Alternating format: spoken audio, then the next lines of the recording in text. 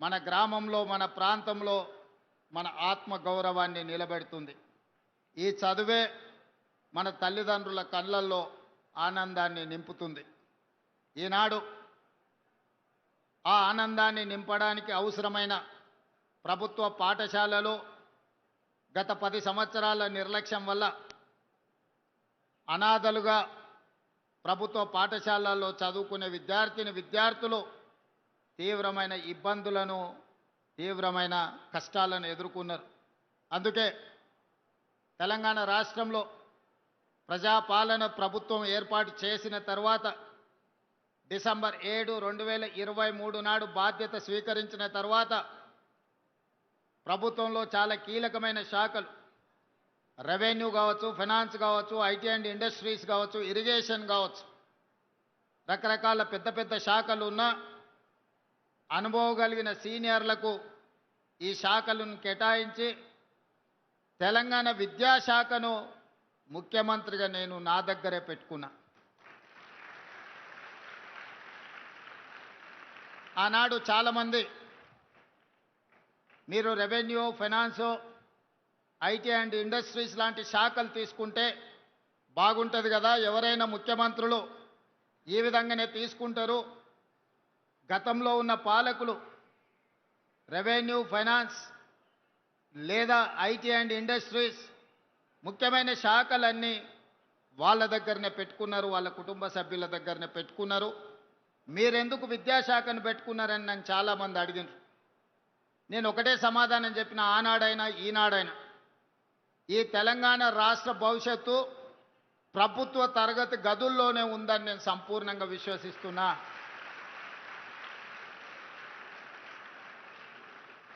కొట్లాడి తెచ్చుకున్న తెలంగాణ, వందలాది మంది పిల్లలు త్యాగాలు చేసి తెచ్చుకున్న తెలంగాణ ఎవరు ఫాలో చేయడం, అసమర్థులు పరిపాలనలో ఉండడం శాశ్వతంగా ఈ తెలంగాణకు తీరని నష్టం చేకూరుస్తుంది.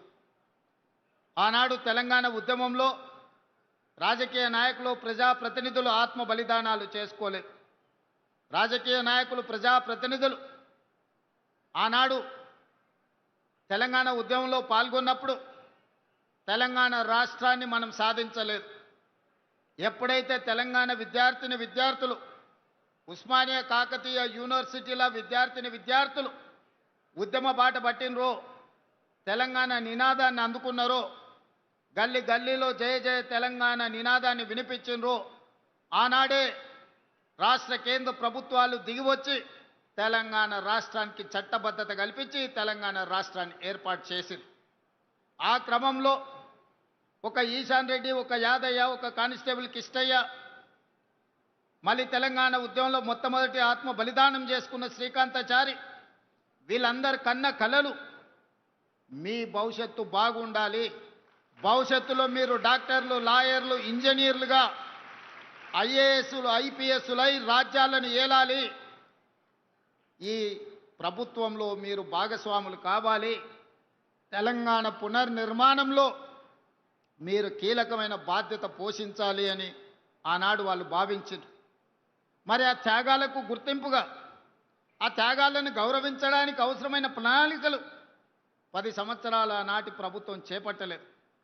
ఉస్మానియా యూనివర్సిటీ 100 సంవత్సరాల శుభకార్యాన్ని కూడా ఆనాడు సరైన విధంగా జరుపుకోలేని పరిస్థితులు.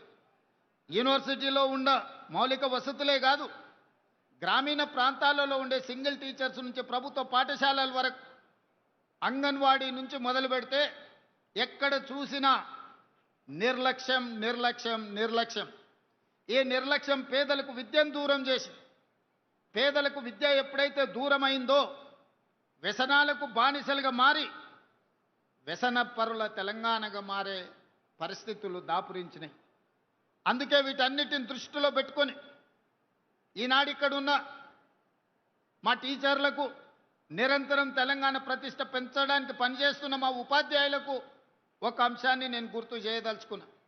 ప్రభుత్వ పరంగా 26,000 పాఠశాలలు ఉంటే ఈ 26,000 పాఠశాలల్లో 18 లక్షల మంది విద్యార్థులు చదువుకుంటున్నారు. కానీ అదే ప్రైవేట్లో 11,000 పాఠశాలలు ఉంటే 33 లక్షల మంది విద్యార్థులు చదువుకుంటున్నారు. ఈరోజు మా ప్రభుత్వ పాఠశాలలో ఉన్న సిబ్బంది ఉపాధ్యాయులకు ఉన్న అనుభవం కానీ వాళ్ళకున్న అర్హత కానీ వాళ్ళకున్న డిగ్రీలలో సగం కూడా ప్రైవేట్ పాఠశాలల్లో టీచర్లకు లేవు. కానీ మరి ఎందుకు పేదలు ప్రైవేట్ పాఠశాలల బాట పడుతున్నారు? ఎందుకు పేదలు ప్రభుత్వ పాఠశాలల్లో చేరడం లేదు అంటే ప్రభుత్వం ఆ పాఠశాలల పట్ల నిర్లక్ష్యం వహించడం వల్ల, మౌలిక వసతులు లేకపోవడం వల్లనే. దానికి ఉదాహరణే కొత్తకోట బాలికల పాఠశాల. 2023 కంటే ముందు ఇక్కడున్న పరిస్థితులు 350 మంది స్టూడెంట్స్ చదువుకునే ఈ పాఠశాల హైవేలో ఉన్న కొత్తకోటలో, చైతన్యం ఉన్న కొత్తకోటలో కనీసం పిల్లలను చదివించడానికి తరగతులు గదులు లేకున్నా గొప్ప గొప్ప నాయకులుగా చెప్పుకునే వాళ్ళు, ఇంటి పేరు నీళ్లను పెట్టుకున్నోళ్ళు, కానీ చదువుల గురించి ఒక్కసారి కూడా ఆలోచన చెయ్యలే. ఇట్నుంచే వందల సార్లు వచ్చి ఉండొచ్చు, పోయి ఉండొచ్చు, కానీ ఏ ఒక్కరోజు కూడా ఈ ప్రభుత్వ బాలికల ఉన్న పాఠశాలలో తరగతి గదులు ఉన్నాయా, పేదోళ్ళ పిల్లలు ఎట్లా చదువుకుంటున్నారని ఆనాటి ప్రభుత్వం ఆలోచన చేయలే. కానీ మిత్రుడు మధుసూదన్ రెడ్డి ఎమ్మెల్యే కాకముందే ఇక్కడికి వచ్చి చూసి, ఎమ్మెల్యే అయిన తర్వాత బాధ్యతాయుతంగా ప్రభుత్వం వైపు నుంచి, ప్రైవేట్ వ్యక్తుల నుంచి సహకారం తీసుకొని ఈరోజు ఒక అద్భుతమైన పాఠశాల భవనాన్ని నిర్మించి ఇక్కడుండే సిబ్బందికి, ఇక్కడుండే చదువుకునే పిల్లలకు అందించండి. అందుకే నేను స్పష్టంగా విద్యాశాఖ నా దగ్గర పెట్టుకొని కార్పొరేట్ కాలేజీలతో పోటీ పడే విధంగా ఈరోజు తీర్చిదిద్దాలని ఒక శపథం తీసుకొని ఈరోజు నేను ప్రయత్నం చేస్తున్నా, పని చేస్తున్నా. కొంత సమయం పడుతుంది. 20-30 సంవత్సరాలు పేరుకపోయిన సమస్యలు 1-2 సంవత్సరాలనే పరిష్కారం అవుతాయని నేను భావిస్తలేను. కానీ ఆ దిశగా ప్రణాళికలు చేసుకోకపోతే ఇంకా 100 ఏళ్ళైనా కూడా ఈ సమస్యలకు పరిష్కారం దొరకదు. అందుకే ప్రభుత్వ పాఠశాలల మీద ప్రత్యేకంగా ఫోకస్ పెట్టిన. 16 సంవత్సరాలు మీ ప్రమోషన్లు రాలే, 10 సంవత్సరాలు మీ బదిలీలు జరగలేదు. 22,000 మంది టీచర్లకు ఒక్క కలం పోటీతో ప్రమోషన్లు ఇచ్చి 35,000 మంది టీచర్లను బదిలీ చేసి 317 జీవోలో చెదిరిపోయిన కుటుంబాలను ఒక దగ్గరికి చేర్చి మొదట చదువులు చెప్పే ఉపాధ్యాయుల యొక్క సమస్యలు పరిష్కరిస్తే వాళ్ళు ప్రశాంతంగా మనసు లగ్నం చేసి పేద పిల్లలకు చదువు చెప్తారన్న ఆలోచనతోటి మొదట టీచర్ల సమస్యలు పరిష్కరించిన. సామాన్యంగా ఒక కలెక్టర్ను ట్రాన్స్ఫర్ చేయడం అత్యంత సులువు, ఒక టీచర్ను బదిలీ చేయడం అత్యంత కఠినమైన సమస్య. ఎందుకంటే టీచర్లు చాలా చైతన్యం ఉండి రకరకాల లీగల్ లిటిగేషన్స్ సృష్టించగలిగిన తెలివితేటలు టీచర్లకు ఉన్నాయి, సంఘాలు బలంగా ఉన్నాయి. కానీ మేము చేసిన బదిలీలో, మేము ఇచ్చిన ప్రమోషన్లలో చిన్న లిటిగేషన్ లేకుండా 100% టీచర్లు ముందుకొచ్చి ఈ ప్రభుత్వం ఒక మంచి ఉద్దేశంతో ఈ చర్యలు చేపట్టింది, మేము సంపూర్ణంగా అండగా నిలబడ్డామని చెప్పి టీచర్లు వచ్చారు. ఈరోజు 1,00,000కు పైగా ఉన్న టీచర్లు, దాదాపుగా 30,000 కోట్ల రూపాయల బడ్జెట్ మన తెలంగాణ విద్యార్థుల యొక్క భవిష్యత్తు తీర్చిదిద్దడానికి నిరంతరం పనిచేస్తున్నారు. దీనికి మా టీచర్లు కష్టపడుతున్నారు. ఫలితాలు కూడా మనం చూసినాం. ఒకప్పుడు 29 రాష్ట్రాలు, 7-8 యూనియన్ టెరిటరీల్లో విద్యాశాఖకు సంబంధించి కేంద్ర ప్రభుత్వం ఇచ్చే నివేదికల్లో తెలంగాణ రాష్ట్రం యొక్క స్థానము చివరన 35-36వ స్థానంలో ఉండే. పోయిన నెల కేంద్ర ప్రభుత్వం విడుదల చేసిన నివేదికలో ఇదే తెలంగాణ రాష్ట్ర ప్రభుత్వం, ఇదే టీచర్లు చేసిన ప్రయత్నాల వల్ల 18వ స్థానానికి, దాదాపుగా 18 స్థానాలు ఎదిగి ఈరోజు 18వ స్థానంలో తెలంగాణ రాష్ట్ర ప్రభుత్వం నిలబడ్డది అని అంటే ముఖ్యమంత్రిగా అది నా గొప్పతనం కాదు, మీరందరు కష్టపడి పని చేసిండ్రు కాబట్టే, ఈ టీచర్లు నిరంతరం బాధ్యతగా విధులు నిర్వహించిండ్రు కాబట్టే ఈరోజు తెలంగాణ రాష్ట్రానికి దేశంలో 18వ స్థానం వచ్చింది. కానీ దాంతో కూడా నేను, మీరు సంతృప్తి చెంది విశ్రాంతి తీసుకోకూడదు. మొదటి 2 స్థానాలలో 1వ స్థానమో 2వ స్థానంలో తెలంగాణ రాష్ట్రాన్ని నిలబెట్టే వరకు మా టీచర్లు నిరంతరం పనిచేయాల్సిందిగా మా టీచర్ సోదరిమణులకు నేను విజ్ఞప్తి చేస్తున్నా. అదేవిధంగా ఈనాడు స్కిల్స్ అవసరం ఉన్నది. మీ అందరికీ తెలుసు, ఒకప్పుడు కంప్యూటర్ సాఫ్ట్వేర్ ఇంజనీర్ అయిందంటే భవిష్యత్తు బాగుంటుంది, అమెరికాకి వెళ్తాడు, డాలర్లు సంపాదిస్తాడు, మాకు ఉజ్వల భవిష్యత్తు ఉంటుందని. ఇవాళ అమెరికాలో ఆర్టిఫిషియల్ ఇంటెలిజెన్స్ టెక్నాలజీ విప్లవం వచ్చి ఉద్యోగాలు పోయి అమెరికాకి వెళ్ళిన పిల్లలు వెనక్కి వస్తుంటే తల్లిదండ్రులు దిగాలుతో కూర్చుంటున్నారు. మరి దీన్ని ఎదుర్కోవడానికి మనం సంసిద్ధత తయారు చేయాలి కదా. అందుకే ఈరోజు వైట్ కాలర్ జాబులు పోతుంటే బ్లూ కాలర్ జాబులు అందించాలి. బ్లూ కాలర్ జాబులు అంటే సాంకేతిక నైపుణ్యం, శిక్షణతో కూడుకున్న నైపుణ్యం. అందుకే ఐటీఐలను 1956లో ప్రారంభిస్తే ఆ రోజున్న సిలబసే ఈ రోజు వరకు నడిపించినాం. ఆనాడు డీజిల్ కారుకు మెకానిక్ అంబాసిడర్ కార్లు రిపేర్ చేసే అప్పుడు నేర్పించింది. మరి ఇవాళ పిల్లోడు అంబాసిడర్ కార్ రిపేర్ నేర్చుకుంటే అంబాసిడర్ కార్ ఎక్కడా లేదు, ఫామ్ హౌస్లో తప్ప. అక్కడికి ఆయన రానియడు, మనోడు రిపేర్ చేయడు. అది రిపేర్ చేసినా బాగుపడేటట్లేదు.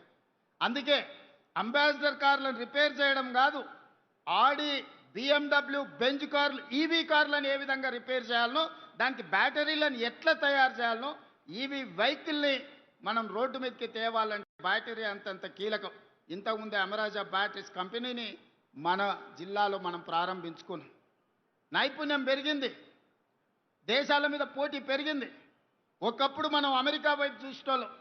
ఈరోజు మన ఉద్యోగ ఉపాధి అవకాశాలు German, Japan, south Korea, China లాంటి దేశాలల్లో పెద్ద పెద్ద ఉద్యోగాలు ఉన్నాయి. మన కాళ్ళ మీద మనం నిలబడే అవకాశాలు ఉన్నాయి. అందుకే మా టీచర్లకు అందరికి విజ్ఞప్తి చేస్తున్నా, పిల్లలకు జర్మన్, జపాన్ లాంగ్వేజ్ నేర్పండి, సౌత్ కొరియన్ లాంగ్వేజ్ నేర్పండి. బేసిక్స్ వస్తే కూడా నెలకు 2 లక్షల రూపాయలు సంపాదించుకునే పరిస్థితి ఈరోజు ఉన్నది. ఒకప్పుడు మీరందరూ చూసిండ్రు, ఐఏఎస్లు, ఐపీఎస్లు విదేశాలకు పోయేటోళ్ళు స్టడీ టూర్ అని.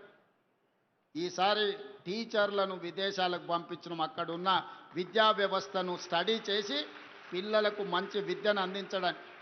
పోయిన సంవత్సరం నాకు తెలిసి 50 మంది టీచర్లను విదేశాలకు పంపించి స్టడీ చేయించినాం. ఈసారి 150 మంది టీచర్లను ఈసారి మనం పంపిస్తున్నాం. ఒకప్పుడు ఐఏఎస్లు మాత్రమే విదేశాలకు వెళ్తే ఈరోజు మా టీచర్లను ఈరోజు సింగపూర్, సౌత్ కొరియా, ఫిన్లాండ్ లాంటి దేశాలలో ఎక్కడైతే విద్య అద్భుతంగా పేదలకు అందిస్తుందో ఆ రాష్ట్రాలకు టీచర్లను పంపిస్తున్నాం. స్టేట్ ఫార్మేషన్ డే రోజు బెస్ట్ పర్ఫార్మ్డ్ టీచర్లకు అవార్డ్స్ ఇవ్వాలని ఈరోజు నిర్ణయించుకున్నాం. అదేవిధంగా పాఠశాలల్లో చదువుకునే పిల్లలకు ఒకప్పుడు బట్టలు ఎప్పుడో లేకపోతే చెప్పులు ఎట్లుండేటివో తెలియని పరిస్థితులు. ఈరోజు తెలంగాణ ఎడ్యుకేషన్ కిట్ పేరు మీద 9 వస్తువులతోని స్కూల్ బ్యాగ్, స్పోర్ట్స్ డ్రెస్, 2 జతల బట్టలు అన్ని రకాల ఇవ్వాలి అని ఈరోజు ప్రభుత్వం నిర్ణయం తీసుకుంది. దానికోసం దాదాపుగా 1000కి పైగా కోట్ల రూపాయలు ఖర్చు పెట్టి జూలై ఎండింగ్ 15th ఆగస్టు లోపల 27,50,000 మంది విద్యార్థులకు ప్రతి ఒక్కరికి 9 వస్తువులతో తెలంగాణ ఎడ్యుకేషన్ కిట్ 15 ఆగస్టు లోపల మీకు ఇవ్వబోతున్నాము. 27.5 లక్షల మంది విద్యార్థుల అభిప్రాయం వాట్సాప్లో లోడ్ చేసి మీకు వచ్చిన వస్తువులు బాగున్నాయా, బాగలేవా, మీ అభిప్రాయాలు చెప్పే విధంగా ఈరోజు విద్యాశాఖను తీర్చిదిద్దుతున్నాం. అందుకే మిత్రులారా, ఎవరైనా మిమ్మల్ని ప్రభుత్వ పాఠశాలలో చదువుకుంటే ఏమవుతారు, గవర్నమెంట్ స్కూల్కి వెళ్తే ఏం కారు కదా అని చెప్తుంటారు. మీరు ఒక్క మాట చెప్పండి, ఆ విధంగా మాట్లాడే బంధువులకైనా, మిత్రులకైనా, ఎవరికైనా ప్రభుత్వ పాఠశాలలో చదువుకుంటే తెలంగాణ రాష్ట్రానికి ముఖ్యమంత్రి కావచ్చని నన్ను చూపించండి. నేను ఎక్కడి నుంచో ఊడిపడలే, నేను ఆకాశంలో నుంచి అద్భుతంగా కిందికి రాలే. ఇక్కడనే పక్కలున్న వనపర్తిలో ప్రభుత్వ పాఠశాలలో చదువుకొని తెలంగాణ రాష్ట్రానికి ముఖ్యమంత్రి అయినా ఇది నాకు గర్వకారణం. 1984 ఎన్నికల్లో నా ఇంటర్మీడియట్ ఫస్ట్ ఇయర్లో ఉన్నప్పుడు డాక్టర్ జిల్లెల చిన్నారెడ్డి గారికి యూత్ కాంగ్రెస్ ప్రెసిడెంట్కి ఎమ్మెల్యే టికెట్ ఇస్తే చిన్నారెడ్డి గారిని గెలిపించండి అని ఈ కొత్తకోట నుంచి మొదలు పెడితే ఈ నియోజకవర్గం మొత్తం గోడల మీద రాసి చిన్నారెడ్డి గారిని గెలిపించండి అని ఎన్నికల్లో ప్రచారం చేసిన నేను. ప్రభుత్వ పాఠశాలల్ని ఎవరైనా చిన్న చూపు చూస్తే వాకిటి శ్రీహరి గారిని, జూపల్లి కృష్ణారావు గారిని, డాక్టర్ జిల్లెల చిన్నారెడ్డి గారిని మీరు చూపించండి. ప్రభుత్వ పాఠశాలలో చదువుకుంటే మంత్రులే కాదు డాక్టర్లు కావచ్చు, రాణించవచ్చు. ఆ పైన ఇంకేదన్నా మాట్లాడితే మీ రేవంత్ అన్నను చూపించండి, తెలంగాణ రాష్ట్రానికి ముఖ్యమంత్రి అవుతాడని. ఈ ప్రభుత్వ పాఠశాలలే తెలంగాణ పునర్నిర్మాణంలో అత్యంత క్రియాశీలక పాత్ర పోషించాలి. ఈ ప్రభుత్వ పాఠశాలల నుంచి వచ్చిన ఈ పిల్లలే డాక్టర్లు, లాయర్లు, ఇంజనీర్లుగా, సైంటిస్టులుగా రాణించాలి. ఈరోజు పలుగు పారబట్టిన ఈ చేతులే కలం బట్టాలి, తెలంగాణ తలరాతను మారవాలి. 3 ఎకరాల భూమో, ఇందిరమ్మ ఇల్లో, షాదీ ముబారకో మన భవిష్యత్తులో కొంతనే మేలు చేస్తాయి. కానీ ఈరోజు మీరు మీరు చదువుకుంటున్న ఈ చదువు, ప్రభుత్వం అందిస్తున్న ఉదయం పూట పెట్టే టిఫిన్ కావచ్చు, మధ్యాహ్నం పెట్టే భోజనం కావచ్చు, దీన్ని పూర్తిగా సద్వినియోగం చేసుకొని చదవండి, రాణించండి. రాణిస్తే ఉజ్వల భవిష్యత్తు ఉంటుంది. మన భవిష్యత్తుకు చదువు ఒక్కటే మన జీవితాన్ని వెలుగులు నింపుతుంది. అందుకే ఇక్కడికి వచ్చిన ప్రతి విద్యార్థులకు నేను చెప్పదలుచుకున్నది ఒకటే. ఇవాళ మనం స్పోర్ట్స్ పాలసీ తీసుకొచ్చినాం. ఒకవేళ చదువులో రాణించకపోతే క్రీడల్లో రాణించండి. సిరాజుద్దీన్ వరల్డ్ కప్ క్రికెట్లో సాధించిన సిరాజుద్దీన్ చదువుకున్నది ఇంటర్మీడియట్ ఫెయిల్, 10th పాస్ అయి ఇంటర్ ఫెయిల్ అయింది. అతనికి ఒక రకంగా చూస్తే కానిస్టేబుల్ ఉద్యోగానికి కూడా అర్హత లేదు. కానీ అదే సిరాజుద్దీన్ క్రీడల్లో క్రికెట్లో రాణిస్తే గ్రూప్ 1 డిఎస్పీ జాబు చట్టాన్ని మొత్తం సవరించి తెలంగాణ రాష్ట్రం ఉద్యోగం ఇచ్చింది. నిఖత్ జరీన్ మైనారిటీ అమ్మాయి, తండ్రి ఆర్థిక పరిస్థితి లేదు, నిజామాబాద్ టౌన్లో అత్యంత వెనుకబడిన కుటుంబం. కానీ అమ్మాయి బాక్సింగ్లో ఛాంపియన్షిప్ సాధిస్తే గ్రూప్ 1 డిఎస్పీ జాబ్ నిఖత్ జరీన్కు తెలంగాణ రాష్ట్ర ప్రభుత్వం ఇచ్చింది. దీప్తి జువాన్జీ పారా ఒలింపిక్స్లో మెడల్ సాధిస్తే గ్రూప్ 2 జాబ్ ఇచ్చినాం. ఇట్లా చాలా మందికి మొన్న ఈషా సింగ్కు 3 కోట్ల రూపాయలు ఇచ్చినాం షూటింగ్లో గోల్డ్ మెడల్స్ సాధిస్తే. అందుకే గ్రామీణ ప్రాంతాలలో ఉన్న మట్టిలో మాణిక్యాలను క్రీడాకారులుగా రాణించండి. చదువులో రాణిస్తే సరే, చదువు లేకపోతే మైదానాలలో పోటీ పడండి, క్రీడల్లో రాణించండి. మీ భవిష్యత్తుకు నాది హామీ. మిమ్మల్ని తీర్చిదిద్ది మిమ్మల్ని ఉన్నత మార్గాన నడిపించే బాధ్యత తెలంగాణ రాష్ట్ర ప్రభుత్వం తీసుకుంటుంది. ఈ జిల్లాలో మనం IIIT ఇచ్చుకున్నాం, ఈ జిల్లాలో ఇంజనీరింగ్ కాలేజ్ ఇచ్చుకున్నాం, ఈ జిల్లాలో 14 యంగ్ ఇండియా ఇంటిగ్రేటెడ్ స్కూల్స్ ఇచ్చినాం, ఈ జిల్లాలో 14 Telangana residential school, Telangana high స్కూల్స్ని ఇచ్చుకున్నాం. నర్సరీ టు 12th క్లాస్ వరకు బ్రేక్ఫాస్ట్ లంచ్తో పాటు ఒక మోడల్ తెలంగాణలో ఈరోజు ఎడ్యుకేషన్ పాలసీనే మనము ఈరోజు నిర్వహించుకుంటున్నాం. అందుకే మిత్రులారా, విద్యాశాఖ నా దగ్గరనే ఉంది. ఈనాడు ఒక విద్యార్థి మీద రాష్ట్ర ప్రభుత్వం పెడుతున్న ఖర్చు 1,08,000 రూపాయలు. ఇక్కడున్న విద్యార్థులకు ఎవరికి తెలియదు. ఒక్కొక్క విద్యార్థిని మీద ఇక్కడ కూర్చున్న ఆడపిల్లల మీద రాష్ట్ర ప్రభుత్వం పెడుతున్న ఖర్చు సంవత్సరానికి 1,08,000 రూపాయలు ఈరోజు మీ మీద ఖర్చు పెడుతుంది రాష్ట్ర ప్రభుత్వం. మరి ప్రభుత్వం ఇంత పెద్ద ఎత్తున మీకోసం నిధులు కేటాయించి మౌలిక వసతులను అందించి మిమ్మల్ని చదివిస్తున్నప్పుడు మీరు జీవితంలో పైకి రావాలి. మీ తల్లిదండ్రులు మీ పెళ్లి చేయాలంటే మీరు బాగా చదువుకుంటే కట్లని లేని పెళ్ళిళ్ళు అయితే మా చెల్లెళ్ళకి అందరికీ నేను చెప్తున్నా. మీరు బాగా చదువుకోకపోతే మీ తల్లిదండ్రులు ఉన్న దగ్గర భూమి అంతా అమ్మాల్సి వస్తుంది, బంగారం అంతా మీ అత్తగారింటికి ఇవ్వాల్సి వస్తుంది. కానీ అదే మీరు బాగా చదువుకొని మంచి ఉద్యోగం సాధిస్తే జీవితంలో పైకి వస్తే ఎదురు కట్నం ఇచ్చి పెళ్లి చేసుకునే రోజులు వస్తాయి. అందుకే మనం జీవితంలో మంచి ఉన్నత స్థానానికి చేరాలి అనంటే బాగా చదువుకోండి. నాకు ఈ ప్రాంతం మీద ప్రత్యేకమైన అభిమానం ఉంది. ఎందుకంటే పాఠశాల వయసులో ఇక్కడనే నేను పెరిగిన ఈ ప్రాంతంతో నాకు ప్రత్యేకమైన అనుబంధం ఉంది.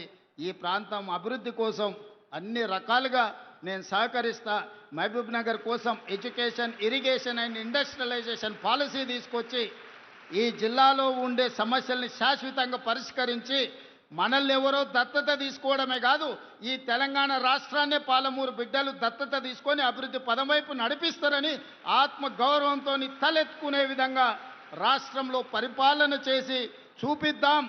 పాలమూరు బిడ్డలు తట్టపని, పారపని, మట్టి పనికే కాదు పరిపాలన చేయడానికి కూడా ఆరితేరిన వాళ్ళు ఈ జిల్లాలో ఉన్నారని నిరూపించుకుందామని తెలియజేస్తూ మీ అందరి దగ్గర సెలవు తీసుకుంటున్న ధన్యవాదాలు మిత్రులారా.